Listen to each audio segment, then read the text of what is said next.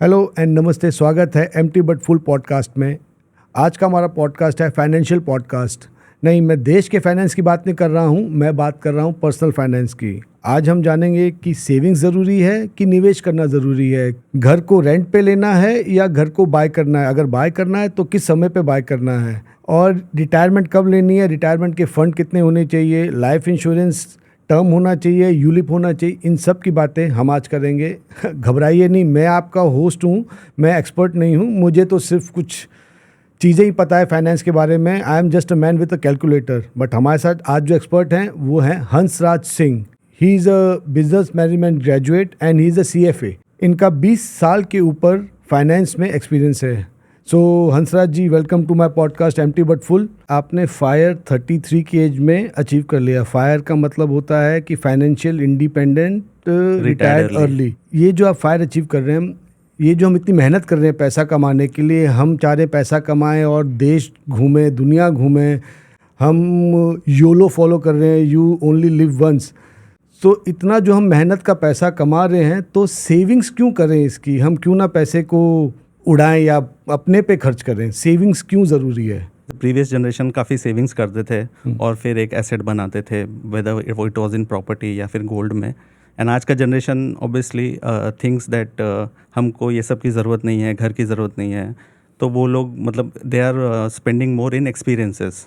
तो वो भी मतलब दोनों जो पहलू है सही है एक तरह से, क्योंकि देखिए यूथ भी है, आपको एंजॉय भी करना चाहिए लाइफ, क्योंकि ऐसे कोई रिग्रेट नहीं होना चाहिए। आप ऐसे बहुत सारी चीज़ें होते हैं, जब आप ओल्ड हो जाते हैं तो आप रिग्रेट भी करते हैं, अरे मतलब मैं ये रिस्क ले सकता था या मैं ऐसे लाइफ को एंजॉय कर सकता था। जैसे ट्रैवल एक चीज़ है कि बहुत लोग क्या करते हैं, रिटायरमेंट होने के बाद ट्रैवल करते हैं, जब उनका हेल्थ वाइज उतना साथ नहीं देता है उनका, तो फिर कुछ ये सब जो चीज़ें आप यंग एज में भी कर सकते हैं।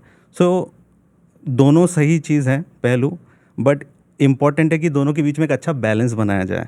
सेविंग्स भी ज़रूरी है और at the same time life को थोड़ा एंजॉय करना भी ज़रूरी है। आपको मतलब जब ये कोविड आया था तब आई थिंक सबको ये पता चला था कि सेविंग्स कितनी इंपॉर्टेंट है, जी, बिकॉज जी। Many people unfortunately lost their jobs in covid. Correct, correct. काफ़ी वर्क फ्रॉम होम कर रहे थे, लेकिन क्योंकि बिजनेसेस कम हो गए थे तो कंपनी के ऑपरेशंस भी, द बिजनेस कम हो गए थे, तो जी, काफ़ी जी। लोगों को या तो पे कट लेनी पड़ी या पूरी तरह से ही उनको जॉब भी लॉस हुआ जॉब सर। लॉस हुआ। जी, तो तब उनको आया कि सेविंग्स करनी चाहिए हमको अभी, कि ये जो बैलेंस जो हम दुनिया देख रहे थे या जो we were gaining this experiences, correct. So थोड़ी कहीं हमको सेविंग शुरू कर देनी चाहिए।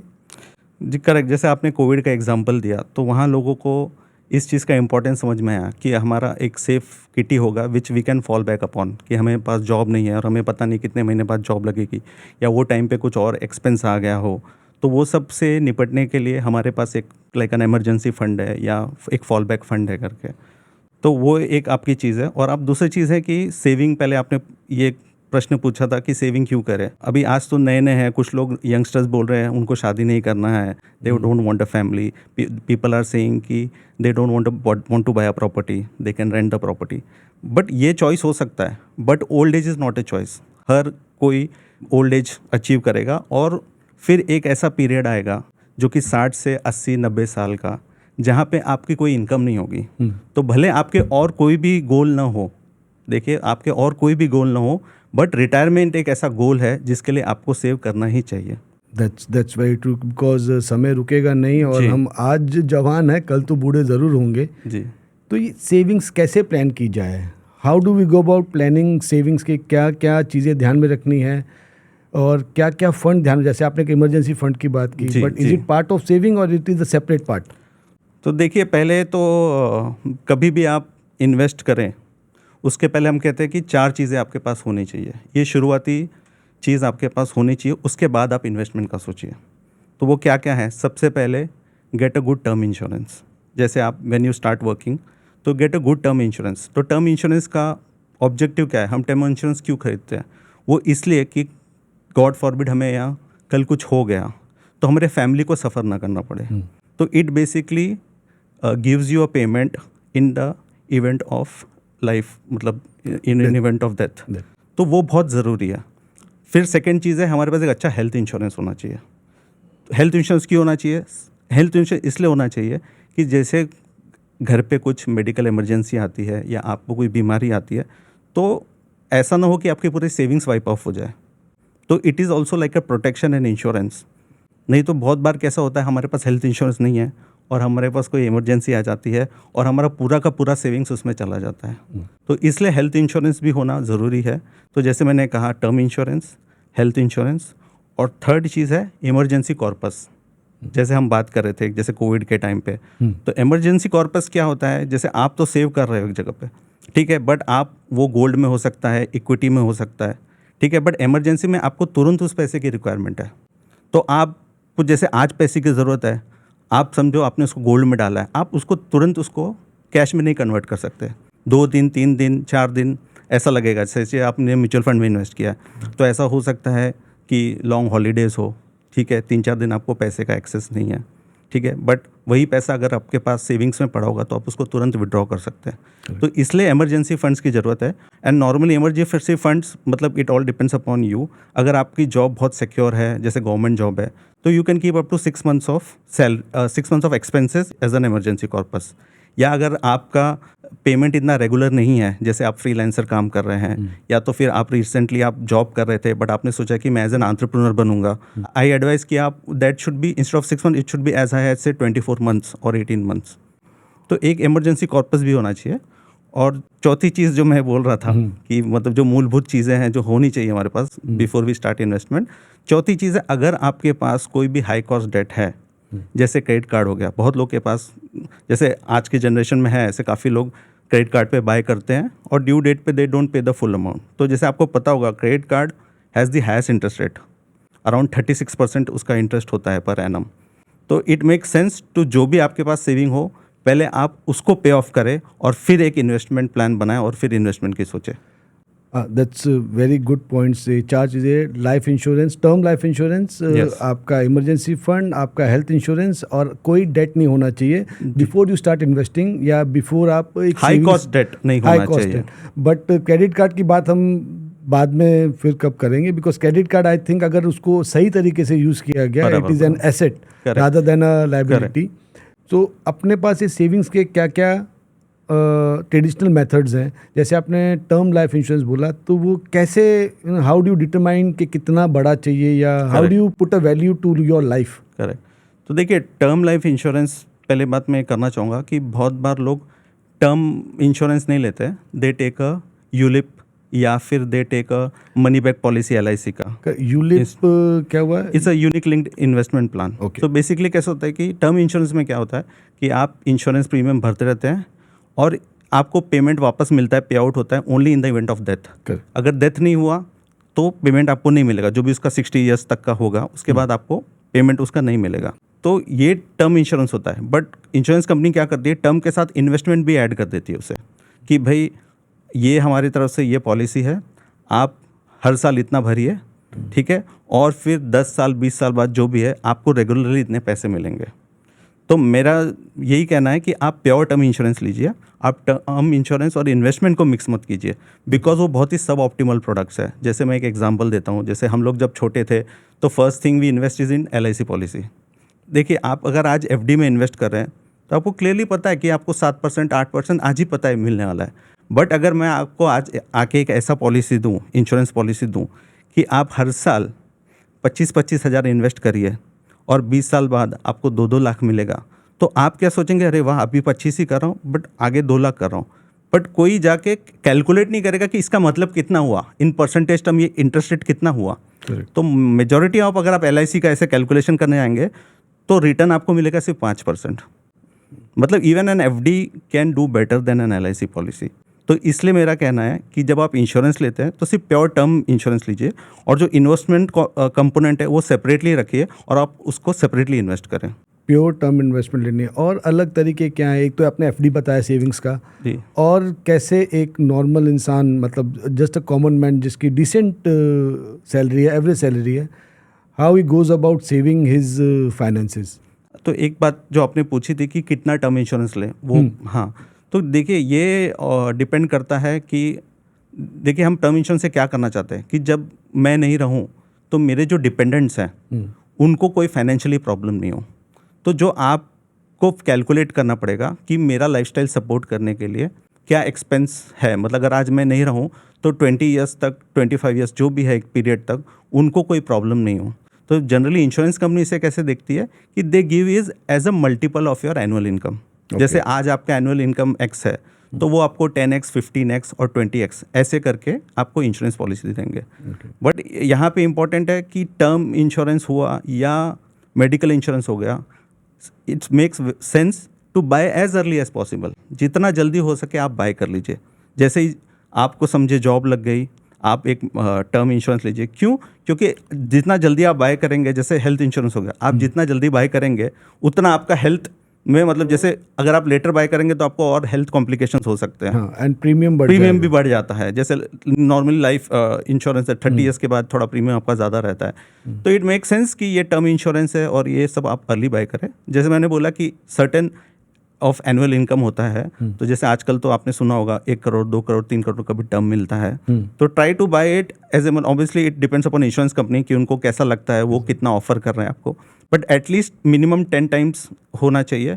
और अगर इंश्योरेंस कंपनी आपको दे रही है based on their risk assessment, तो 15-20 टाइम्स भी आप ले सकते हैं of annual income. Okay, so मतलब as soon as you get a job, so first thing you should do, अगर जो सबसे पहली चीज़ करनी है वो है आप एक टर्म इंश्योरेंस ले लें, भले आपकी सैलरी जितनी भी हो, बट विद द इंश्योरेंस। तो ये बीच में बढ़ा सकते हैं, सपोज हाँ, आप बढ़ा सकते हैं। जैसे अगर उन्हें लगा कि देखिए मेरा आप, बिकॉज ऑब्वियसली यू आर, जब आप स्टार्ट करें तो आपकी सैलरी इतनी ज़्यादा नहीं होती है। तो आप ग्रो, तो आप बाद में जैसे आप या तो उसको भी कर सकते हैं, या तो आप एक नया इंश्योरेंस, जैसे मेरा एग्जिस्टिंग 1 करोड़ का है, आप और एक कोई दूसरा पॉलिसी 1-2 करोड़ का ले सकते हैं। अच्छा, ओके, तो you can add on that. जी। एंड जो आपने बोला ये जो यूलिप जो लिंक्ड हैं, so can we buy that? अगर सपोज किसको नहीं इतना, एक टर्म इंश्योरेंस ले लिया बंदे ने, एंड बोला अभी मैं क्यों इतना रिसर्च करूँ, एक LIC is a safe bet, you know.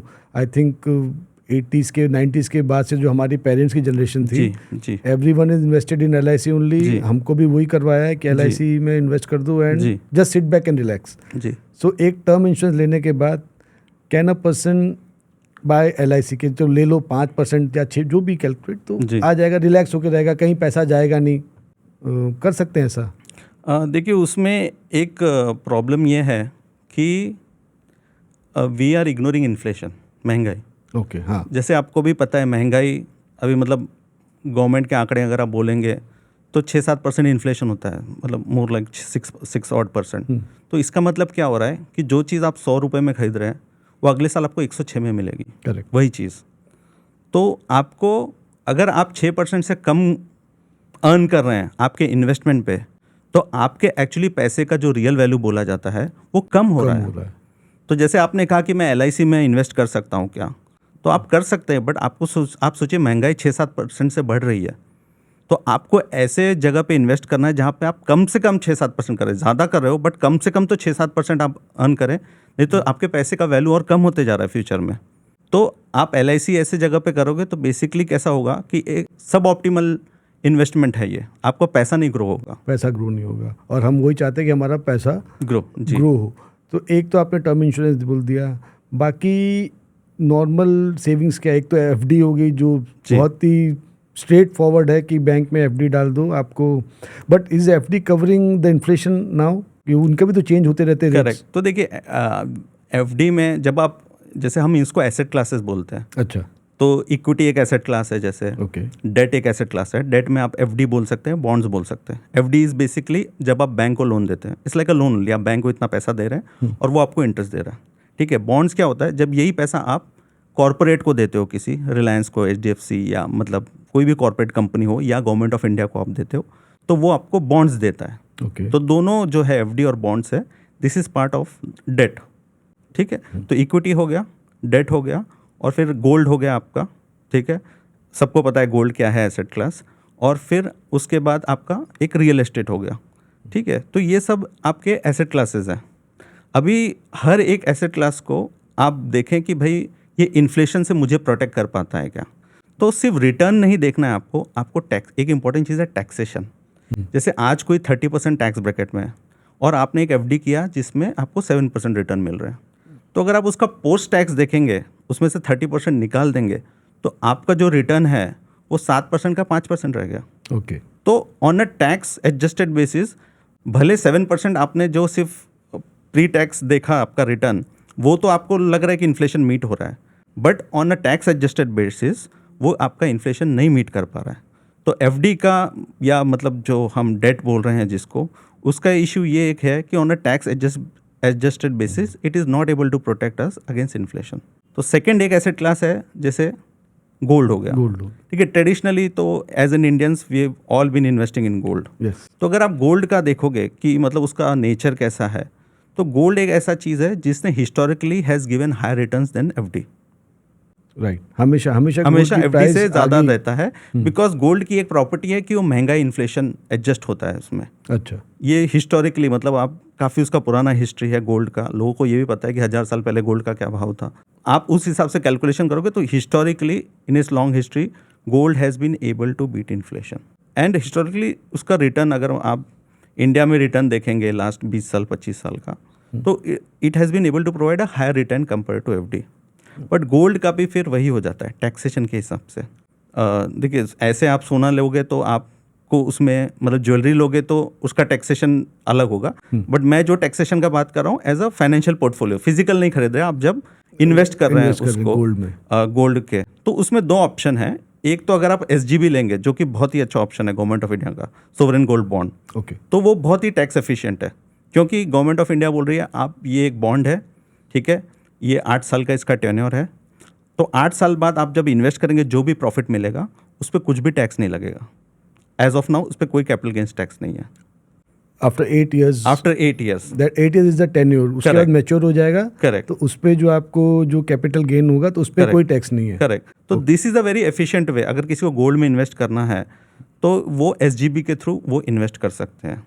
And कितना इन्वेस्टमेंट चालू हो रही है, कहाँ मिलेगा हमको ये डिटेल्स? ये आप गोल्ड बॉन्ड्स बाय कर सकते हैं, ठीक है, आपके जो भी प्लेटफॉर्म्स होते हैं, ब्रोकिंग प्लेटफॉर्म, उससे भी आप खरीद सकते हैं। बहुत ईजी है खरीदना। अच्छा। और एक अच्छी बात इस प्रोडक्ट की ये भी है, जैसे आप नॉर्मल गोल्ड बाय करेंगे, जैसे से आपने कॉइन ले लिया गोल्ड, ठीक है, और वर्सेस एसजीबी, तो वो एसजीबी में है, वो आपको हर साल 2.5% इंटरेस्ट भी देती है सरकार, सिंपल इंटरेस्ट।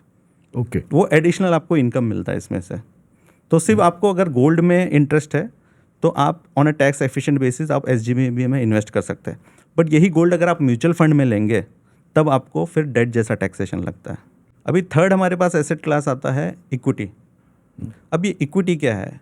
तो इक्विटी बेसिकली जैसे हम एक बेंचमार्क ले लेते हैं अपना निफ्टी 50, ठीक है, तो अगर आप हिस्टोरिकली लास्ट 20-25 साल देखेंगे तो निफ्टी ने 12-13% ऐसे रिटर्न दिया है, ठीक है, which is much higher than inflation. जैसे 7%, अगर आप 6-7% इन्फ्लेशन मान रहे हैं तो आपको 12-13% रिटर्न मिल रहा है।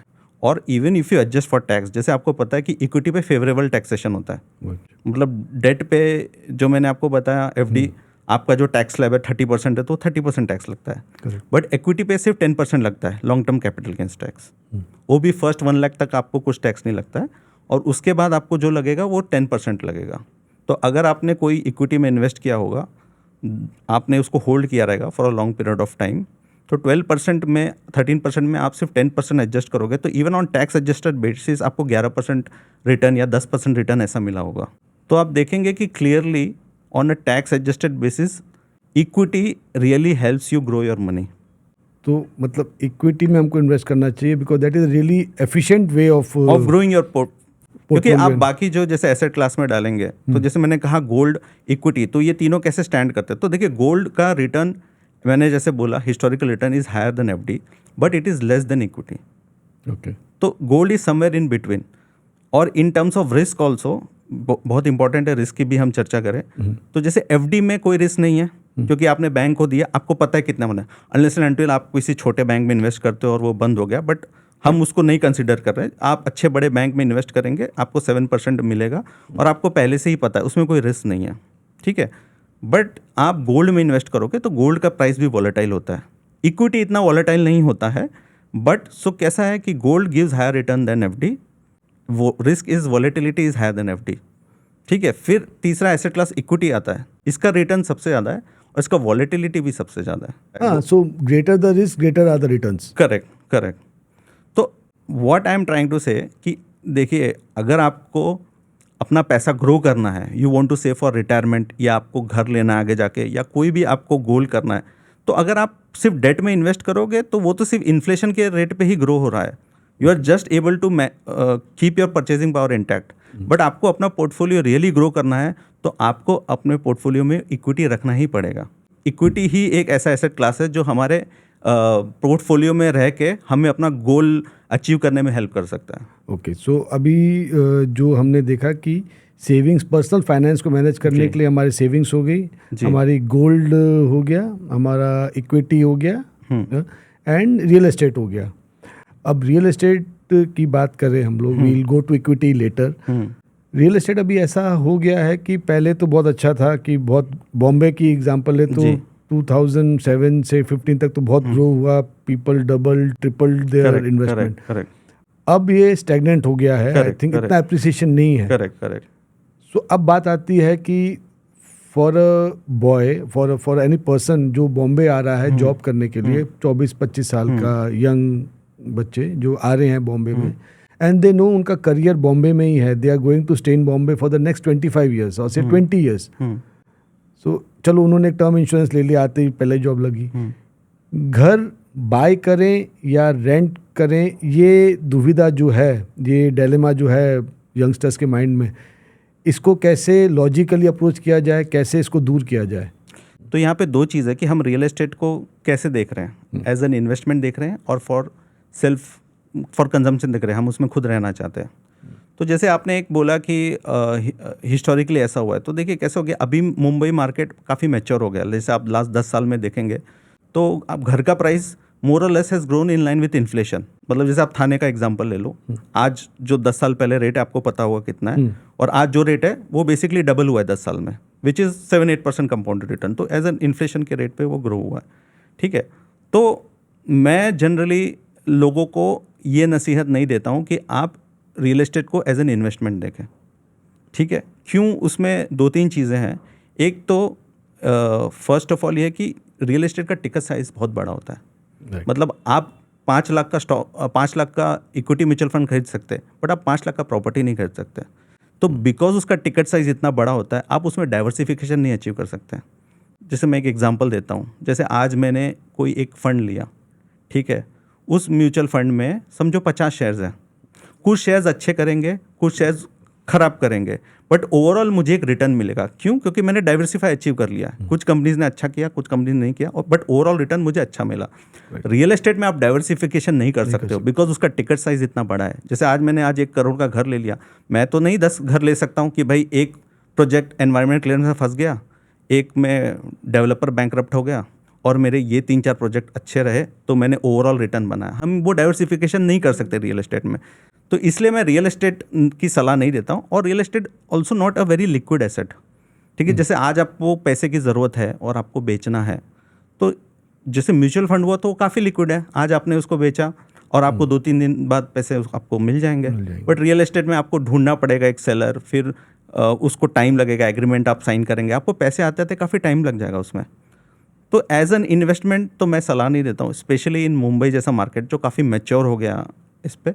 और real estate as an investment is, I think, is more suited for people with like for HNIs, जिनके पास वो पैसा है, वो रिस्क ले सकते हैं, वो डाइवर्सिफिकेशन अचीव कर सकते हैं वो.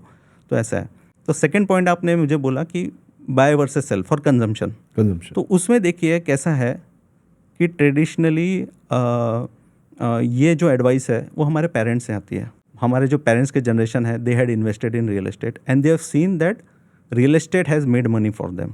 उसी तरह उनका इक्विटी का एक्सपीरियंस हो सकता है शायद इतना अच्छा नहीं हो, बिकॉज 90s में जैसे आपको पता है हर्षद मेहता स्कैम हुआ, फिर 97 में एशियन फाइनेंशियल क्राइसिस हुआ, फिर 2000 में .com बस्ट हुआ. तो market was not very stable. बहुत सारे गवर्नमेंट चेंजेस हुआ, आपको बहुत सारे प्रधानमंत्री थे, तो स्टेबिलिटी नहीं थी, अच्छे रिटर्न्स नहीं थे. बट जो हमारा जो जनरेशन है, तो अगर आप बोलेंगे 2003 से, जब से ये बुल मार्केट एक्चुअल स्टार्ट हुआ है 2003 से, तो equity has given very good returns and it has out performed all asset classes. ठीक है, तो रियल एस्टेट जो आप अब बोल रहे हैं कि बाय वर्सेस सेल का डिसीजन, तो मैं ये कहना चाहता हूँ कि अभी देखिए दोनों के आर्गूमेंट अच्छे हैं. रेंट वाले ये बोलते हैं फर्स्ट ऑफ ऑल कि ये तो रियलिटी है कि मुंबई में रियल एस्टेट बहुत एक्सपेंसिव है, Correct. ठीक है, इट्स नॉट अफोर्डेबल। और जब आप स्टार्ट करते हो वर्किंग तो आपकी सैलरी भी इतनी हाई नहीं होती है, ठीक है, और प्लस आपको आज रियल एस्टेट में इन्वेस्ट करना है। आप आज समझिए थाने भी जैसा जगह लीजिए और समझिए 1 करोड़ का आपका घर भी है, थोड़ा ज़्यादा होगा अगर आप अच्छे जगह पे लोगे, बट उसका डाउन पेमेंट जो लगता है 15-20% when you are starting out, उसकी आपके पास सेविंग्स भी नहीं होगी, ठीक है। तो rather then getting into all this things, rent वालों को लगता है कि इससे अच्छा ये है कि मैं रेंट पे रहूं, ठीक है। Rent also gives me flexibility to stay closer to my work place, कि मुझे अगर कम्यूट नहीं करना है तो मैं I will take a rent, और कोई दूसरा अगर मेरा जॉब किसी दूसरे सिटी में हो गया या फिर इसी सिटी में, I will stay somewhere closer to my work place. ये उनका कॉन्सेप्ट है। अब जो बाई के खेमे में है, वो क्या बोल रहे हैं कि देखो मतलब प्रॉपर्टी तो चाहिए, मतलब एज अ यंग तो आप एक जगह से दूसरी जगह मूव कर सकते हो, but later in the life, ठीक है, when you have kids, when you have आपकी फैमिली, और even in old age you can not move around and look for places. तो मैं एक्चुअली पर्सनली मेरा बिलीफ है कि it's neither buy and it's neither rent, but it's in between. क्या कि आप इनिशियली आप रेंट पे लो व्हेन यू आर यंग, ठीक है, तो आप वैसे भी वो अफोर्ड नहीं कर पा रहे हो, आप इस डिसीजन को थोड़ा आप डेफर कर दो। Instead of taking this decision in your early 20s और mid 20s, take this decision in mid 30s when you have better clarity, ठीक है, better clarity in the sense कि आप करियर वाइज भी आप स्टेबल हो गए हो, आपको पता है कहाँ रहना है, आपको क्या कौन से सिटी में रहना है, या फिर इवन इन सिटी में रहना है तो which part of the location रहना है, मेरा सोशल सर्कल कहाँ पे है, मेरे किड्स कौन से स्कूल में जा रहे हैं, ये सब आपको थोड़ी क्लैरिटी है लाइफ में, ठीक है। और वो टाइम पे अगर आपने 25 ईयर्स में if you have started saving, तो बाय 35 आपका एक सिग्निफिकेंट कॉर्पस भी रेडी हो गया रहेगा, which will help you to pay the down payment, ठीक है। तो आपको क्लैरिटी भी है, आपके पास अभी डाउन पेमेंट भी है। And third important thing is, जब आप 20s में थे तो हो सकता है आपकी शादी नहीं हुई हो, ठीक है, मिड 30s में आपकी शादी हो गई, आप सेटल हो गए, तो आपके पास और एक एडिशनल सोर्स ऑफ इनकम भी है, तो which will basically help you in terms of buying the property. So मतलब मिड 30s में आप डिसीजन ले, after you get married, after आपकी क्लैरिटी आ गई है कि आपका करियर कहाँ बनना है, एंड कौन सी शहर, not only in Bombay, you want to stay in Delhi, Bangalore, wherever, so तब तक आपको क्लैरिटी आ जाएगी, आप वहाँ पे करें। तो जो 24 से 35 तक है, जो 10 years का, ये बहुत क्रूशियल टाइम है, correct, because 24 you start and then you grow in your work, आप लाइफ में भी ग्रो करते हैं, आप काम में ग्रो करते हैं, आपकी पेमेंट जो है, सैलरी है जी, वो भी बढ़ती है जी। तो कैसे इसको फाइनेंशियली इन्वेस्ट किया जाए, जिससे हमारी, जैसे आपने बताया, सेविंग्स भी हो जाए, एक इमरजेंसी कॉर्पस फंड भी बना रहे, और ये जो डाउन पेमेंट के लिए जो हमको चाहिए 15-20%, वो भी हम अचीव कर पाए। ये इमरजेंसी कॉर्पस फंड कितना परसेंट होना चाहिए, लाइक 10% नहीं होना चाहिए, जैसे मैंने बताया, it should be your 6 months to 24 months of your annual, 6 to 24 months of expense, आपका लिविंग एक्सपेंस। तो जैसे आप फॉर एग्जांपल आपका अगर महीने का खर्चा 50,000 रुपये है, तो मल्टीप्लाई बाय 6 months तो वो 3 लाख रुपए हो गया। या फिर तो मैंने जैसे बताया कि हाउ आप, मतलब इट डिपेंड्स अपॉन आप क्या जॉब कर रहे हैं। जैसे आपका जॉब बहुत स्टेबल रहा, गवर्नमेंट जॉब कर रहे हैं, तो आप 6 months is also good. But जैसे आपका इनकम इतना रेगुलर नहीं है, आप फ्रीलांसिंग कर रहे हो, या फिर आप कुछ नया नया स्टार्टअप है आपका, एज एन एंटरप्रेन्योर कर रहे हो, तो better to have 24 months of expense in your emergency corpus. तो as soon as you start, आप इमरजेंसी कॉर्पस पहले बिल्ड कर लीजिए, बिल्ड कर लो, ठीक है, 6-12 महीना। उसके बाद हम आते हैं हमारे इन्वेस्टमेंट प्लान। तो देखिए इन्वेस्टमेंट प्लान क्यों ज़रूरी है। देखिए हम यंग होते हैं, हमने भी यही किया है, मतलब ऐसा हम तो अभी अपने एक्सपीरियंस से एडवाइस कर रहे हैं। सो टिपिकली हमारा अप्रोच क्या होता है कि देखिए सैलरी आई, ठीक है, फिर मैंने कुछ खर्चे किए, और फिर जो सेविंग्स है वो 5-6 महीने एक्यूमुलेट हुआ, फिर हम सोचते हैं इसका क्या करें, ठीक है। तो ये बहुत ही एडहॉक बेसिस पे हम सोच रहे हैं।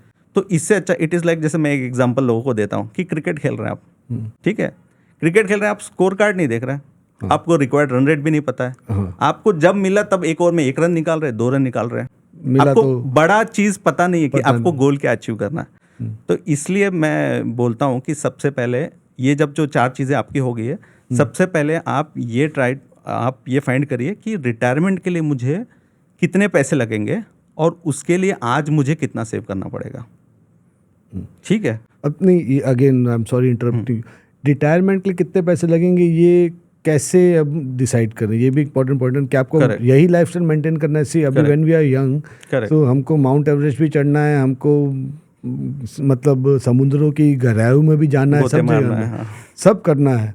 लेकिन व्हेन वी रिटायर तो may be will not be able to do all those things. Correct, तो कैसे एक एस्टिमेट किया जाए? करेक्ट। तो देखिए, एटलीस्ट एक अगर आपका प्लान इन प्लेस है तो you start working towards it. Okay. फिर वो आप उसको रिवाइज कर सकते हो। देखिए, आपकी भी सिचुएशन चेंज होगी। आज आपका जो इनकम है, कल और ज़्यादा इनकम होगा, या फिर ऐसा भी हो सकता है आपका डबल इनकम हो जाए। तो वो जो फिर आप उस टाइम पे आप रिव्यू कर सकते हैं कि नहीं, अब मैं ये अफोर्ड कर सकता हूँ, या मैं ये भी अफोर्ड कर सकता हूँ, या मैं क्या नहीं अफोर्ड कर सकता हूँ। तो इस प्लान को आप you review it every year, और आप देखें कि मतलब मेरा ये प्लान था, मैं कहाँ तक पहुँचा हूँ, मैं इतना सेव कर पाया कि नहीं, मैंने इतना इन्वेस्ट कर पाया कि नहीं, और जो सब चीज़ें। तो एक बार आप पहले प्लान बना लीजिए। तो जैसे अभी सबसे इम्पॉर्टेंट चीज़ है कि कितना सेव करना चाहिए। तो सबसे पहले हमको ये जानना चाहिए कि हमारा लाइफस्टाइल क्या है, और लाइफस्टाइल को हम कैसे क्वांटिफाई कर सकते हैं कि मेरा मंथली एक्सपेंस कितना है। Right. तो सबसे पहले आप क्या करिए, बहुत लोग तो ऐसे, मतलब बहुत लोग ऐसे जो उनको ये भी नहीं पता कि वो कितना एक्सपेंड कर रहे हैं महीने का। ठीक है, तो आप सबसे पहले अपने एक्सपेंस जो है वो इकट्ठा कीजिए। आजकल तो मोस्ट ऑफ द पेमेंट्स हम यूपीआई के थ्रू करते हैं, क्रेडिट कार्ड के थ्रू करते हैं। It is very easy to collate कि भाई ये सब मेरा एक्सपेंस हुआ है इतना। ठीक है, अब आपको पता है कि भाई मेरा एक्सपेंस इतना हो रहा है, तो उसमें आपको सब चीज़ आनी चाहिए। आपकी रेंट हो गया, ग्रॉसरी हो गया, यूटिलिटी, इंटरनेट, जो भी है आपकी सब चीज़ें। मतलब आपको ऐसा लगता है महीने में 2 बार eat out, 3 times eat out, वो सब करके आपको एक एक्सपेंस मिल गया। अब ये एक्सपेंस जैसे एक एग्जांपल से समझते हैं कि जैसे फॉर एग्जांपल आज कोई 25 साल का है, वही एग्जांपल से समझ रहे हैं कि कोई 25 साल का है और उसको ऐसे लगता है कि मेरा expense is 10 lakh per annum. Okay, ठीक है, तो ये 10 लाख जो पर एनम है, ये महंगाई जैसे आज 10 लाख है, बट जब मैं आगे ये चीज़ बढ़ेगा, मैं जब 60 साल का होऊंगा तो ये 10 लाख नहीं होगा। तो हम पहले क्या करते हैं, इस 10 लाख को every year we grow at the rate of inflation. ठीक है, तो नॉर्मली तो लोग 5-6% एज्यूम करते हैं, बट ऐसे कि आप थोड़ा 7% हायर एज्यूम करो। तो 7% से अगर ये 10 लाख ग्रो होगा, तो by the time you are 60, तो ये 10 लाख को हम एवरी ईयर इंक्रीज कर रहे हैं फ्रॉम 25 to 60। तो वो कॉर्पस थोड़ा 1 करोड़ से थोड़ा ज़्यादा होगा, 1 करोड़ 5 लाख या 1 करोड़ 6 लाख। तो जब आप रिटायर 60 साल के हो गए, तो आपका एनुअल एक्सपेंस 10 लाख से 1 करोड़ 5 लाख 6 लाख ग्रो हो गया होगा। फिर वहाँ पे हमको डिटरमाइन करना है कि मुझे कितने पैसे की ज़रूरत है। सो नॉर्मली मतलब एक मैं आपको मतलब नंबर बताता हूँ। सो इट इज़ नॉर्मली, मतलब डिटेल कैलकुलेशन आप कर सकते हो, बट बॉल पार्क अगर आपको समझना है तो दैट नंबर मल्टीप्लाइड बाय 25। तो जैसे मेरा जो एनुअल एक्सपेंस है वो 1 करोड़ हो गया है, 1 करोड़ 5 लाख जब मैं 60 साल का हो गया हूँ। तो उस 1 करोड़ 5 लाख को आप किससे मल्टीप्लाई करेंगे? 25 से। तो 25 से मल्टीप्लाई करेंगे तो आपको रफली 26 करोड़ एक नंबर मिलेगा। राइट। तो इसका क्या मतलब है, जब मैं 60 साल का होऊंगा तो मेरा रिटायरमेंट पोर्टफोलियो 26 करोड़ होना चाहिए। ओके। तो और मैंने इसमें क्या एज्यूम किया कि आप 90 ईयर्स तक रहेंगे, तो ये जो 30 ईयर्स का आपका होगा 60 to 90 का, उसको फंड करेगा ये। ओके, ये जो है, अब हम बैक कैलकुलेट करेंगे कि आज मुझे कितना सेव करना है हर महीने, ताकि मेरा जो पोर्टफोलियो है जब मैं रिटायर हूँ तब वो 26 करोड़ का हो। तो इस एग्जाम्पल में, जैसे ये हम एग्जाम्पल की बात कर रहे हैं कि भाई एनुअल एक्सपेंस 10 लाख है, तो उसके लिए आज आपको अराउंड 22,000 पर मंथ इन्वेस्ट करना पड़ेगा, अज्यूमिंग कि इस 22,000 को आप एवरी ईयर 10% से इंक्रीज कर दे। देखिए आपका भी इनकम इंक्रीज होगा, तो मेरा ये एजम्पशन है कि आप 22,000 is based on the assumption that every year you increase this SIP number by 10%, और आपका जो पोर्टफोलियो है उस पर 10% रिटर्न मिलेगा आपको। ठीक है, तो आपने ये पहले एक नंबर आपने कैलकुलेट किया कि मुझे रिटायरमेंट में कितना चाहिए, फिर आपने आज कैलकुलेट किया कि आज मुझे कैसे सेव करना है। तो ऐसे मतलब आप प्लान कर सकते हैं। एंड सेकेंड चीज़ है, जैसे अभी मैंने बता रहा था कि हम क्या करते हैं कि जो इन्वेस्टमेंट ऐसे नहीं करते हैं और जो बचा खुचा एक्सपेंस है वो हम बाद में सोचते हैं कि कहाँ डालें। तो it is better to have a plan early. तो आपको पता है कि मेरा क्या गोल है और वो मैं गोल कैसे अचीव कर सकता हूँ, ऐसा है। तो जैसे एक बोलते हैं ना कि आज हम एक फार्मूले पे काम कर रहे हैं। क्या फार्मूले पे काम कर रहे हैं कि income minus expense is equal to savings. Right, हाँ, ये तो सदियों से करेक्ट। चला रहा है। तो आप उसको थोड़ा सा घुमाना है। हाँ, क्या घुमाना है कि जब income minus investment is equal to expense, okay, कि आपको इन्वेस्टमेंट पे फोकस करना है कि मुझे इतना रिक्वायर्ड है, मुझे 22,000 23,000 मुझे SIP आज करना है अगर मेरा लाइफस्टाइल 10 लाख का है पर एनम का, 10 लाख का पर एनम का। ठीक है, तो इसमें क्या हो गया कि जैसे ही आपको सैलरी मिल रही है, ठीक है, आप सबसे पहले इन्वेस्टमेंट SIP का कर दीजिए, उसके बाद जो पैसा बचा वो आपका एक्सपेंस है, आपको उसमें मैनेज करना है। तो बेसिकली ये है कि इन्वेस्टमेंट फोकस करके भले अभी थोड़े एक्सपीरियंस कम होंगे, लेकिन later in life may be from 40 onwards और 45 onwards you will start enjoying more comfortable life आपकी हो सकती है। तो आप ये जो बोल रहे थे SIP जो इन्वेस्ट जो करना है हमको हर महीने, तो ये किस में करना है? SIP करना है या जैसे आप लोग इक्विटी में करना है? सो ये कैसे हम लोग इसका प्लान कैसे करें? तो देखिए, पहले तो हम ये समझना चाहते हैं कि हमारे बहुत सारे गोल्स होते हैं, Right. जैसे तो आप सेविंग्स गोल के हिसाब से करते हैं, तो कुछ गोल होंगे आपके वो 20 साल बाद होंगे, लॉन्ग टर्म गोल्स, और कुछ गोल ऐसे हो सकते हैं जो आपके नेक्स्ट 2-3 ईयर्स में ही हों। सो एग्जांपल क्या है लॉन्ग टर्म हाँ, गोल्स के? हाँ, जैसे लॉन्ग टर्म रिटायरमेंट हो गया, हाँ, ठीक है, आज आप 40 साल के हैं, let's talk about a person who is 40 years old. Okay, तो रिटायरमेंट समझिए आप 60 पे रिटायर होना चाहते हैं, तो ये 20 साल दूर है, तो ये आपका लॉन्ग टर्म गोल हो गया। Right. आपके कुछ शॉर्ट टर्म गोल भी हो सकते हैं, जैसे 2 साल बाद आपको कुछ वैकेशन पे जाना है, इंटरनेशनल वैकेशन पे, या आपके चाइल्ड के लिए हायर एजुकेशन के लिए कुछ पैसे चाहिए, ठीक है, या आपको कुछ नया कार लेना है, तो ये आपके शॉर्ट टर्म गोल्स हो गए। Right. तो हम लोग नॉर्मली क्या करते हैं, हमारे पास यही 3 एसेट क्लासेस है, इक्विटी है, डेट है, गोल्ड है। तो डिपेंडिंग अपॉन आपका गोल कितना दूर है, हम उस हिसाब से इन्वेस्टमेंट स्ट्रेटेजी बनाते हैं। जैसे अगर फॉर एग्जांपल रिटायरमेंट हो गया तो वो आपका 20 साल बाद है, तो हम क्या करेंगे, हमारे पोर्टफोलियो में इक्विटी ज़्यादा रहेगा, 60% इक्विटी रहेगा, 40% डेट रहेगा, या आप 60 भी कर सकते हैं इक्विटी, 30% डेट एंड 10% गोल्ड, इस हिसाब से। बट जो आपका बहुत नियर टर्म गोल्स होगा, जो 2 साल बाद है, 3 साल बाद है, हम उसमें इक्विटी का जो एक्सपोजर बहुत ही कम या नील रखेंगे। क्यों? क्योंकि जैसे इक्विटी होता है, अब जैसे आपको पता है FD हर साल ग्रो हो रहा है, बट इक्विटी का नेचर ऐसा नहीं है, वो किसी साल डबल हो जाएगा, किसी साल 20-30% भी गिर सकता है, इट्स अ मार्केट बेस्ड। तो it is important that you have the money when the goal arrives. जैसे अगर अभी चाइल्ड का पैसा है, हायर एजुकेशन के लिए कुछ है, आज मैंने समझे पूरा इक्विटी में डाल दिया, बट जब चाहिए पैसा उसके थोड़ा पहले मार्केट गिर गया, तो I don't have the money to achieve that goal. तो जो भी गोल है, रिटायरमेंट हो गया, चाइल्ड का एजुकेशन हो गया, वो first we try to understand how far is that goal, और फिर उस हिसाब से हम डेट इक्विटी को मिक्स करके इन्वेस्ट करते हैं। ओके, सो अभी ये बहुत ही बेसिक क्वेश्चन मैं पूछ रहा हूँ कि इक्विटी क्या है, डेट क्या है, इन सिंपल टर्म्स, जैसे करेक्ट, मतलब एक नॉन फाइनेंस गाय को समझाना है कि भाई तुझे इक्विटी में इन्वेस्ट करना है, जैसे आपने बोला, और या डेट में करना है, वो बोलेगा क्या इक्विटी क्या डेट, ये शेयर मार्केट में कैसे जाऊंगा, इतना गैम्बलिंग होता है उधर, तो मेरा पैसा बर्बाद हो जाएगा, वो मार्केट ऊपर नीचे जा रहा है। तो सिंपल टर्म्स में कैसे समझाए कि this is not a gambling, this is something which you can invest. ज़रूर आपको थोड़ी पढ़ाई करनी पड़ेगी, रिस्क देखने पड़ेंगे, लेकिन कैसे इक्विटी एंड डेट कैसे समझाएंगे? तो इक्विटी बेसिकली क्या होता है, देखिए लोन, डेट तो आपको समझ में आएगा कि आप किसी को लोन दे रहे हो। इक्विटी क्या होता है? इक्विटी इज बेसिकली भागीदारी होती है किसी कंपनी में। तो भागीदारी की वजह से क्या होता है कि अगर वो कंपनी अच्छा कर रहा है, वो अच्छा प्रॉफिट कमा रहा है, तो मैं जो उसका शेयर होल्डर हूँ, one of the share holders, तो मुझे भी उससे बेनिफिट मिलेगा, उसका शेयर प्राइस ऊपर जाएगा। ठीक है, तो इक्विटी में 2 कंपोनेंट होता है, एक डिविडेंड होता है जो रिटर्न मिलता है, जो कि बहुत कम होता है, नॉर्मली 1-2% ही होता है, और बाकी जो हमको रिटर्न मिलता है वो प्राइस इंक्रीज से मिलता है, कि जैसे कोई शेयर है, उसका प्राइस समझो 100 था, 120 चला गया, उससे हमको गेन मिलता है। ठीक है, तो अभी इक्विटी को खरीदना कैसे है?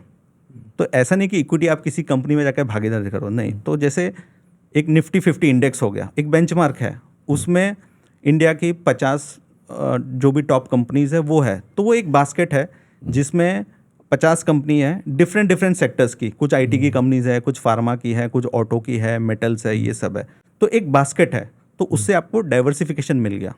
ठीक है, तो आप जब बोलते हैं कि इक्विटी लेना है, तो आप 2 चीज़ कर सकते हैं। बेस्ट फॉर्म इज़ कि आप या तो एक इंडेक्स फंड में इन्वेस्ट कर सकते हैं। ठीक है, तो इंडेक्स फंड मतलब क्या होता है कि जो निफ्टी 50 का जो भी परफॉर्मेंस होगा उसी को वो मिमिक करेगा, जितना वो बढ़ेगा इतना ये बढ़ेगा। या तो आप एन एक्टिव म्यूचुअल फंड में इन्वेस्ट कर सकते हैं जो जहाँ पे फंड मैनेजर खुद के बेट्स लेते हैं कि अगर उनको लगता है कि भाई ये सेक्टर ज़्यादा अच्छा करेगा तो वो लोग अपने हिसाब से बेट लेते हैं। तो जब हम बोल रहे कि इक्विटी हम कैसे खरीदें, you can invest in an equity mutual fund. So ये मैं ट्रैक कैसे करूँगा कि I am going on the right correct path कि मेरा बैलेंस हो रहा है एंड मुझे बढ़ाना चाहिए इसमें? ऐसे भी तो बढ़ा भी सकते हैं। हाँ, तो जैसे मैंने बोला कि जो मेरा एजम्पशन था कि 22,000 will help you achieve that 26 crore का गोल, उसमें एक अंडरलाइंग एजम्पशन था कि ये 10% से बढ़ भी रहा है, ठीक है। बट जैसे आप यंग रहते हैं तो आपकी सैलरी ग्रोथ मच फास्टर होती है। वो तो जब आप थोड़े से एक आपका बेस बड़ा हो जाता है उस पर 10% ग्रोथ है, but initially when you start तो growth can be much higher also, तो आप और ज़्यादा भी सेव कर सकते हैं। अभी आते हैं नेक्स्ट स्टेप पे कि भाई हमने वो 4 चीज़ें कर ली, फिर हमने 22,000 SIP में भी मैंने आज स्टार्ट कर दिया। अब इसको मुझे कैसे ट्रैक करना है, ठीक है। तो आपका जो गोल है आप उस पर पहुँच रहे कि नहीं। जैसे मैंने एक नंबर बताया कि रिटायरमेंट पे आपके पास 25 टाइम्स ऑफ आपका एनुअल एक्सपेंस होना चाहिए, ठीक है। तो वही जो नंबर है when you are 40 it should be 7 times of your annual expense, right. ठीक है। सो जो पीपल अगर दे आर स्टार्ट कर रहे हैं जब 24-25 साल में at the start of the career जो कर रहे हैं तो 25 होना चाहिए नंबर आपका 25। नहीं, देखिए इसमें दो चीज़ है। हम एक ये बोल रहे हैं कि जब मैं 60 साल का होऊंगा तो जो मेरा पोर्टफोलियो होना चाहिए that should B 25 times of my annual expense, right. तो वो टाइम पे मेरा एनुअल एक्सपेंस क्या होगा? 1 करोड़, 1 करोड़ 5 लाख मैंने बताया जो अपने एग्जाम्पल में, ठीक है। उससे आपने 25 मल्टीप्लाई किया आपको 26 करोड़ मिला, राइट, ठीक है। बट जब आप इस पाथ में है ना तो ऑब्वियसली आप ये पैसा जो है वो धीरे धीरे एक्यूमुलेट कर रहे हैं, राइट। क्योंकि कंपाउंडिंग का क्या इफेक्ट है कि आपका आगे जैसे जैसे आपका कॉर्पस बड़ा होता है तब आपका रिटर्न और बढ़ता जाता है। तो आप जब इनिशियली आप सेव कर रहे हैं, ठीक है, तो जैसे मैंने बोला कि आपने समझे 25 ईयर्स पे आपने स्टार्ट कर दिया, ठीक है। तो जैसे 60 पे मैंने एक रखा है कि आपके पास 25 होना चाहिए, तो एक ऐसे ही एक बॉल पार्क नंबर है टू नो कि आप सही जा रहे हैं कि मतलब कितना आप प्लान से डिविएट कर रहे हैं या क्या है आपका प्रोग्रेस, बेसिकली आपका प्रोग्रेस समझने के लिए, राइट। तो वही 40 ईयर्स, जैसे अभी कोई 40 ईयर्स ओल्ड है वो जानना चाहता है कि अरे मैंने तो इतना पोर्टफोलियो सेव किया है but is this enough? Okay. तो एक जैसे 26 नंबर था वैसे ही वो ये देख सकता है कि आज का मेरा जो पोर्टफोलियो है वो 7 टाइम्स है कि नहीं ऑफ माई एनुअल एक्सपेंस और 40 at the age of 40। Okay, understood. कि 40 में जो उसका एनुअल एक्सपेंस होगा उसको आपको मल्टीप्लाई करना है 7 टाइम्स से। ओके। और वैसे ही जब आप 50 पे हो गए तो उसको 15 टाइम्स मल्टीप्लाई करना है। ओके। और 60 पे 25 टाइम्स। तो इससे एक आपको अच्छा एस्टिमेट मिल जाएगा, एक बॉलपार्क नंबर मिलेगा कि आप प्लान पे हैं, आपका प्रोग्रेस कैसा है, आप ऐसे देख सकते। समझो 25 साल पे किसी ने नहीं स्टार्ट किया इन्वेस्ट करना, तो ऐसे तो हम रेकमेंड करते हैं कि सब कुछ जल्दी करना चाहिए। टर्म इंश्योरेंस भी जल्दी लो आप, मेडिकल इंश्योरेंस भी जल्दी लो और इन्वेस्टिंग भी आप जल्दी करो, शादी भी जल्दी करो। हाँ, शादी भी जल्दी करो। बट अभी समझिए कि ये नहीं हुआ है और कोई somebody has reached 30-35 years of age, ठीक है, तो वो क्या करें? तो सबसे पहले तो आपको क्या करना है कि आप सब जगह से आप कोलेट करो कि आपके पास है कितने इन्वेस्टमेंट।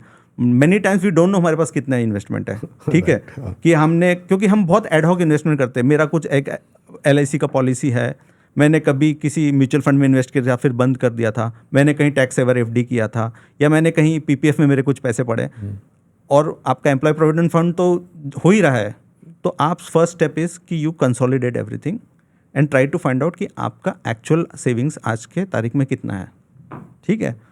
और PPF भी देखिए, आप PPF ऐसा चीज़ है हर महीने कट रहा है, तो वो कॉर्पस धीरे धीरे बढ़ रहा है। आप अगर 15 साल तक आज अगर आप 35 ईयर्स ओल्ड हो और आप you started working when you were 25, तो 10 साल में आपका जो एम्प्लॉय प्रोविडेंट फंड है वो भी सिग्निफिकेंट कॉर्पस हो गया, तो उसको भी आप लीजिए और फिर आज ये कैलकुलेशन आप करिए कि, क्योंकि देखिए अगर आप आज 30 और 35 है फिर भी आपका रिटायरमेंट एज 60 है, ठीक है, तो you still have a long period of time.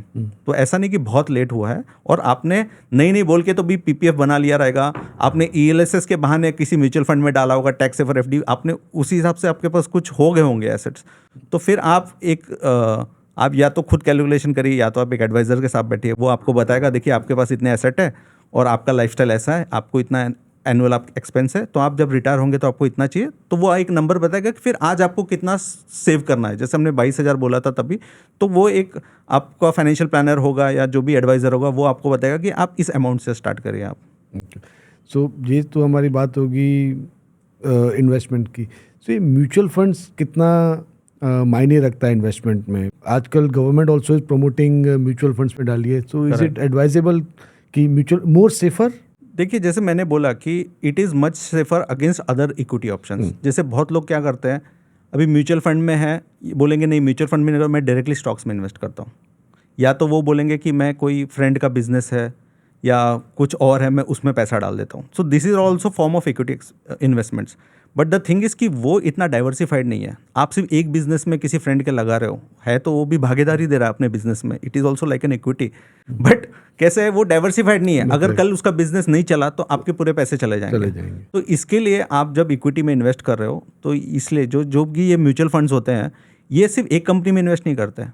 तो ये लोग जो अंडरलाइंग फंड होगा उसमें कम से कम 20, 30, 40, 50 और भी ज़्यादा कंपनी होती है डिपेंडिंग अपॉन द फंड। जैसे फोकस फंड होगा तो कम होंगे, और दूसरे और फंड्स होंगे तो उसमें ज़्यादा होंगे, उसमें डेट भी होंगे, जैसे मैंने बताया गोल्ड भी हो सकते हैं, ऐसे बहुत सारा चीज़ है उसमें। तो mutual fund is a much safer way to take exposure to equity.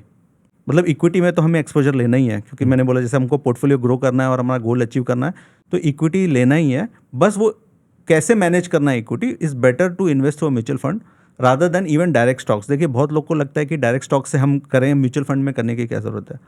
But देखिए, मैं खुद as a full time equity investor हूँ, ठीक है। तो it is not as easy. लोगों को लगता है कि डायरेक्ट इक्विटी इज़ ईजी, ठीक है। आप इनिशियली आप इन्वेस्ट करोगे तो आपको लगता है कि हाँ मुझे पता है कौन सा स्टॉक पिक करना है, ठीक है, और मुझे म्यूचुअल फंड में डालने की जरूरत नहीं है। But I am telling you only 5% people will be successful. क्यों? क्योंकि देखिए, मार्केट में एक चीज़ होता है सेक्टर रोटेशन। क्या सेक्टर रोटेशन होता है कि कभी कुछ सेक्टर चलते हैं, कभी कुछ सेक्टर चलते हैं। ऐसा नहीं है कि आपने एक शेयर ले लिया और वो हमेशा चलता रहेगा। तो आपको कंटिन्यूसली रिसर्च करना पड़ता है कि कौन से कंपनीज और कौन सा सेक्टर चलेगा। तो इसके लिए it requires lot of time, ठीक है, बहुत टाइम डिवोट करना पड़ता है। ऐसा नहीं है म्यूचुअल फंड तो ईजी, आपने एक शेयर कर लिया, तो सबसे पहले आप देखिए आपके पास इतना टाइम है क्या टू डिवोट करने के लिए, बिकॉज डायरेक्ट इक्विटी करने के लिए आपको टाइम डिवोट करना पड़ेगा रिसर्च करने में और अंडरस्टैंड करने, हर एक सेक्टर के बारे में पढ़ना पड़ेगा, ठीक है। और सेकेंड चीज़ डायरेक्ट इक्विटी में ये है, मैं ये बोलता हूँ आप डायरेक्ट इक्विटी में इतना टाइम स्पेंड करने से अच्छा, जो कि एक नया फील्ड है, ठीक है, आपका एक लर्निंग कर्व भी होगा उसमें। ऐसा नहीं कि डे 1 से आप डायरेक्ट इक्विटी में सक्सेसफुल होंगे, उसमें आपको 4-5 साल लगेगा। तो रादर देन डैट उसमें टाइम स्पेंड करने से अच्छा आपका जो एग्जिस्टिंग प्रोफेशन है उसमें आप टाइम स्पेंड कीजिए, अपने आप को अपस्किल करिए। देखिए, आज तो वर्ल्ड ऐसा है कि आपको कंटिन्यूसली अपस्किल करना पड़ेगा, ठीक है, अपना नॉलेज बेस बढ़ाना पड़ेगा। तो rather than spending that extra time, you spend it in your own profession and try to increase your market value, ठीक है, ताकि आपका प्रोफेशनली ग्रोथ, सैलरी ग्रोथ वो फास्टर हो। सो बेसिकली आप अपने आप को अपस्किल करें एंड जितना आपकी मार्केट वैल्यू बढ़ेगी उतना आप ज़्यादा इन्वेस्ट कर सकते हैं without taking that much of salary आपका बढ़ेगा, रेगुलर इनकम, उतना आप ज़्यादा इन्वेस्ट कर पाएंगे और अपना पोर्टफोलियो ग्रो कर पाएंगे। And because people have spend their lives in finance में, वो जानते हैं मार्केट सेक्टर्स जानते हैं, तो आपका आई बिलीव कि they will manage your money well. आप वो मॉनिटर करिए मनी को, आप ऐसा नहीं कि एकदम छोड़ दीजिए उनके ऊपर, एंड मॉनिटर करिए, so you will be expose too much less risk rather than doing it yourself. अभी आपके इंट्रो जब हम बात कर रहे थे तो आपने बताया आपने 33 में फायर अचीव कर लिया जी। लोग 33 में स्ट्रगल कर रहे हैं, दे आर स्ट्रगलिंग, वो कर रहे हैं कि कैसे इन्वेस्ट कर रहे हैं, कहाँ इन्वेस्ट कर रहे हैं, एंड यू अचीव्ड फायर, मतलब financially independent and retiring early जो ये बोल रहे हैं। चलो फाइनेंशियल इंडिपेंडेंस में समझ गया कि you have enough money to carry on with your lifestyle. Retired early मतलब 33 पे आपने बिल्कुल काम करना छोड़ दिया, या ये क्या कॉन्सेप्ट है, what is this concept actually? When do you achieve fire, let's start with that. कि तो जब जैसे फॉर एग्जांपल आप 30 हो या 40 ईयर्स एज हो, तो when ever you have achieve 30 और 33 times of your annual expense, मतलब आप फाइनेंशियली इंडिपेंडेंट हो गए हो। उसका क्या मतलब है कि आपका पोर्टफोलियो का साइज इतना बड़ा हो गया है कि आप उसके इनकम से ही, या तो उससे ही आप विड्रॉ करके पैसे आप you can, it will take care of your living expenses till the time you achieve 80-90 जो भी है आपका, जो भी आपका लाइफ टाइम है। तो हमको और कहीं काम करके इनकम करने की ज़रूरत नहीं है, मैं पूरा अपने पोर्टफोलियो पे ही रिलाई कर सकता हूँ। तो when ever you achieve that number 33x, ठीक है, तो यू बिकम फाइनेंशियली इंडिपेंडेंट। तो ये फर्स्ट पार्ट है कि फाइनेंशियल इंडिपेंडेंट कब हुआ। अभी रिटायरमेंट अर्ली लोग उसको बहुत ही मतलब उसको बहुत लिटरली ले लेते हैं, रिटायर अर्ली। इसका मतलब ये नहीं कि आप कुछ नहीं करोगे। देखिए, एक इंसान घर पे बैठे कुछ नहीं करेगा, वो तो बोर होगा, करेक्ट, ठीक है। फिर मैं बोल रहा हूँ अपने पैसों की जद्दोजहद हो गया है आपका, अभी आप लाइफ में पर्पस ढूंढ लीजिए। देखिए, फायर क्यों आज इतना टॉक्ड अबाउट सब्जेक्ट है, because it's a reality. Office में आपको पता है स्ट्रेस लेवल बहुत हाई है, ठीक है। जो हेल्थ कंडीशंस लोगों को 50-60s में होते थे, आज लोगों को 30-40s में हो रहे हैं, ठीक है। लोग बर्नआउट फील कर रहे हैं। तो फायर इसके लिए है, मतलब people who feel little tired, burnout, कि उन्हें ये सब चीज़ों से बाहर निकलना है, तो इसलिए ये फायर मोमेंट है, ठीक है। तो अभी फायर जैसे हम बोल रहे हैं, तो जैसे मैंने बोला कि भाई रिटायर मतलब ये नहीं कि आप कुछ काम नहीं करोगे। तो जैसे ये नहीं है कि मैंने फायर अचीव कर लिया तो मैं कुछ नहीं काम कर रहा हूँ, ठीक है। तो मैं अभी क्या कर रहा हूँ, मैं जैसे बताया, मैं बिकॉज मेरा इक्विटी में एक्सपीरियंस है, I am working as a full time equity investor, ठीक है। और साथ में मैंने ये mutual fund distribution I started last year, because I think कि बिकॉज मेरे पास ऑलरेडी मार्केट एक्सपीरियंस है, I can add more value to my clients as a mutual fund distributor. तो अभी जो ये फायर सोच रहा है, अभी इंपॉर्टेंट चीज़ है कि आप पहले इसको अचीव कैसे करें। तो अचीव करने के पहले आपको उसके लिए प्लान करना पड़ता है। देखिए, मैं आपको बता रहा हूँ, मेरा जो फायर अचीव हुआ है, it is very less because of market returns, it is more because of aggressive saving. तो मेरे मन में बहुत क्लैरिटी थी कि मेरे को corporate life I don't want it even till 40। For some reason I got this clarity very early कि मेरे को मतलब इतना नहीं करना है और मुझे खुद का कुछ करना है। तो फायर अचीव आप करोगे, तो आपने अगर सोच लिया कि हाँ मैंने ये प्लान किया है कि भाई मेरे को फायर अचीव करना है, तो you start working towards that plan, ठीक है। मैंने बताया जैसे अपस्किल करिए अपना स्किल, आप एग्रेसिवली सेव करिए। देखिए कैसे होता है ना कि आपको प्रायोरिटाइज करने पड़ते हैं आपके गोल्स। तो मैंने घर बाय करना नहीं प्रायोरिटाइज किया, तो मैंने नहीं किया परचेस। मैंने सोचा जितना मेरा पैसा आएगा पहले मैं एग्रेसिवली सेव करूंगा और मैं उसको इन्वेस्ट करूंगा। तो मैं जैसे बोल रहा हूँ, जैसे मेरा जो प्राइम अर्निंग्स पीरियड था, जैसे आप बोल सकते हैं 2010-11 से लेके 2017 में तो फायर मिला, but market from 2008 to 2013 was flat. तो कुछ खास नहीं हुआ। वो towards the fag end 2014, 15, 16 market was good. तो मेरा जो फायर अचीव हुआ है वो अचीव हुआ है थ्रू एग्रेसिव सेविंग। तो आप भी अचीव कर सकते हैं, ऐसा नहीं है, बट देन आपको अपने प्रायोरिटाइज करने पड़ेंगे गोल कि आपके लिए क्या चीज़ इंपॉर्टेंट है। अगर फायर इंपॉर्टेंट है तो आप उस हिसाब से आप एग्रेसिवली उसको प्रायोरिटाइज करेंगे कंपेयर टू अदर गोल्स। तो ये फायर अचीव करने में आपकी वाइफ का और फैमिली का कितना सहयोग रहा? देखिए, मैंने जब फायर अचीव किया तो आई वॉज नॉट मैरिड। ओके, हाँ, मेरी मैरिज थोड़ी लेट हुई है। तो बट कैसे है कि मेरे नहीं तो फैमिली फॉर दैट, हाँ फैमिली। तो देखिए कैसे है ना, बहुत अर्ली से मैं अपने खुद डिसीजन लेता हूँ, ठीक है। मतलब 20 ईयर्स का था मैं, जब 20 ईयर्स का था, from that time I am working. तो the lot of decisions I have taken on my own. मतलब इवन पढ़ाई रिलेटेड कि जैसे my parents wanted for me to do an MBA, but I did not do an MBA. Instead, I gained some market experience and did a CFA. So there are a lot of decisions which I have taken. तो मैंने उनको एक ऐसे बताया कि देखिए मेरे घर पे भी ना सब लोग खुद भी फाइनेंशियल इंडिपेंडेंट है। My dad is retired, he gets pension and everything. My brother is also working. तो ऐसे कुछ मेरे पे प्रेशर नहीं था कि I have to earn for someone, कि मेरे पे कोई डिपेंडेंट है ऐसा है। तो और जैसे मैंने बताया, I was not married also, ठीक है। नहीं तो obviously you have to take everyone along, right. इस decision it impacts them as well, तो they also have to be on board. तो मैं मतलब लकी था कि मेरे पर कोई डिपेंडेंट नहीं था, तो this decision was much easier for me to take.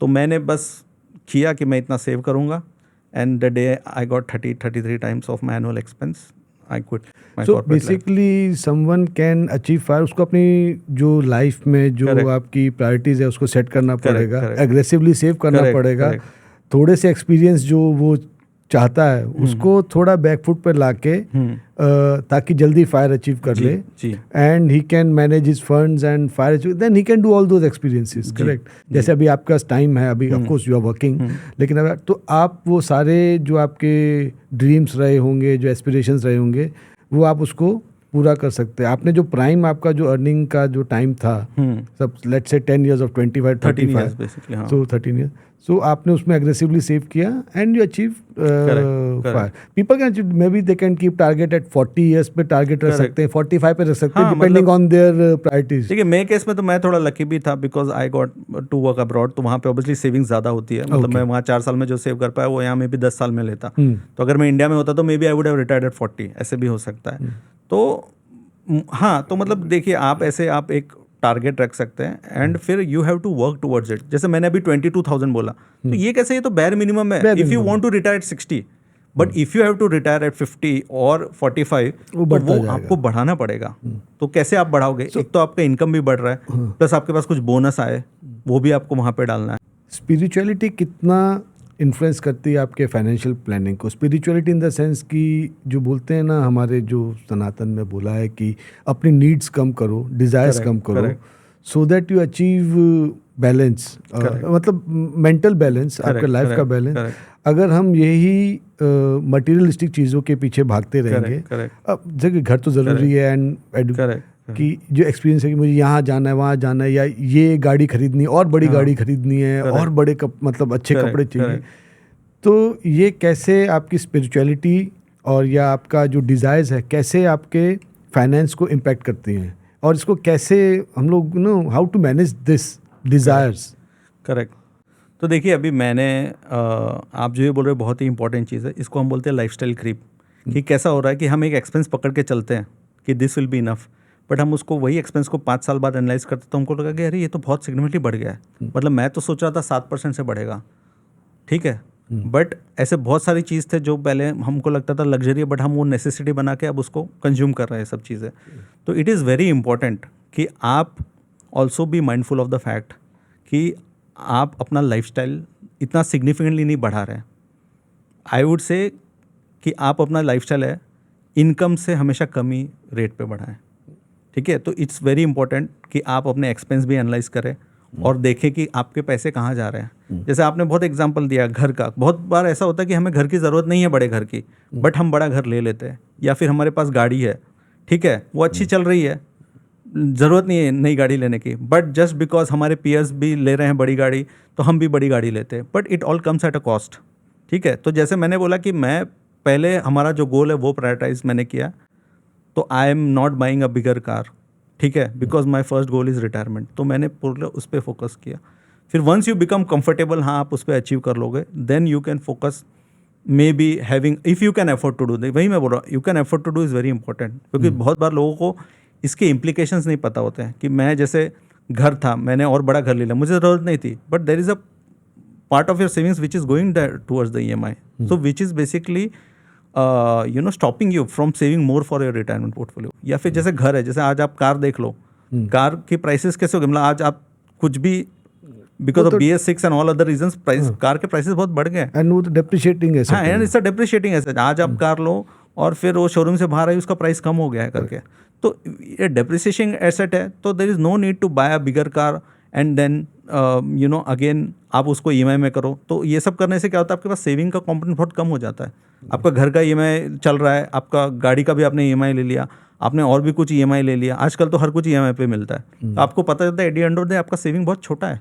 देखिए आप आज कुछ कपड़े लेते हैं, थोड़ा ज़्यादा कपड़े ले लिए, तो it will not move the needle so much. You have to focus on bigger expenses. अगर समझो आप यहाँ रह रहे थे, हाँ, एक नॉर्मल मिडिल क्लास सोसाइटी में, और उसके बाद आप गए एक हाँ, पॉश फिर सोसाइटी में में आप चले चले गए, गए, चलिए, तो पॉश में। आपको लगा कि अरे मेरा लाइफस्टाइल सिर्फ रेंट से बढ़ा है, तो नहीं, आपका लाइफस्टाइल सिर्फ रेंट से नहीं बढ़ा है, क्योंकि देखिए आपके बच्चे रहेंगे, आप वो जो स्टूडेंट से इंटरेक्ट करेंगे, पता चलेगा कि उनके बच्चे जो हैं वो बर्थडे रहता है तो वो लोग ऐसे सेलिब्रेट करते हैं, तो आप पे भी एक प्रेशर होगा कि भाई आपको भी ऐसे सेलिब्रेट करना है। आप देखोगे कि आपके नेबर्स ये गाड़ी में जाते हैं, तो आप पे भी एक प्रेशर होगा कि आपके बच्चे आपको बोलेंगे कि हम ये छोटी कार में क्यों जा रहे हैं, हम बड़ी कार क्यों नहीं ले सकते, ठीक है। तो ये सब वो लोग वेकेशन पे इंटरनेशनल जाते होंगे आपके नेबर्स, तो आप पे भी एक पीयर प्रेशर बनता है। तो देखिए लाइफस्टाइल जो ऐसे होता है ना, ये सिर्फ आपको उसका पूरा इम्पैक्ट देखना पड़ेगा। It's just not your increase in rent, but एक सोशल प्रेशर और के वजह से भी जो आपका लाइफस्टाइल इंक्रीज होता है, तो you have to think about that as well. Thank you Hansraj, and I would like to say कि money is not something of an evil. पता है कि लोग समझते हैं कि ज़्यादा पैसा आ जाएगा तो हम अहंकारी हो जाएंगे या हमें एक ये पावर आ जाएगा जिससे हम लोगों को छोटा समझेंगे या एक लोगों पे राज करेंगे। वैसा नहीं है। Money is a super power. Money आपको पावर देता है किसी भी सिचुएशन से रिजेक्ट करने का। अगर आप कोई सिचुएशन नहीं लाइक करते हैं या आपको नहीं रहना है, if you have the money you can freedom देता है आपको। Reject that. Money gives you freedom. Yes. And जब सही तरीके से कमाया हुआ पैसा जो है वो हमेशा आपके लिए अच्छा ही करेगा। जी। एंड हम चाहते हैं कि हम जितनी मेहनत कर रहे हैं ये इन्वेस्टमेंट से, ये हंसराज जी ने जो एडवाइस दी है, जो इन्वेस्टमेंट की एडवाइस दी है, उससे मैं चाहता हूँ कि हमारा पैसा हमसे ज़्यादा मेहनत करे। Let the money work for you and may we all achieve our goals, our dreams, our aspirations with the money and investments we do. Hansraj, we are very grateful आप यहाँ पे अपना कीमती समय निकाल के आए। आपने बहुत अच्छी फाइनेंस की बातें हमको बताई। आई एम श्योर ये काफ़ी हेल्पफुल है हमारे लिसनर्स को। एंड जैसे आपकी जर्नी रही, that is a very inspiring journey. I hope everyone ये एडवाइस लेके आपकी they achieve financial freedom and they retire early and do their things they are passionate about. Thank you so much. My pleasure. Thanks for having me.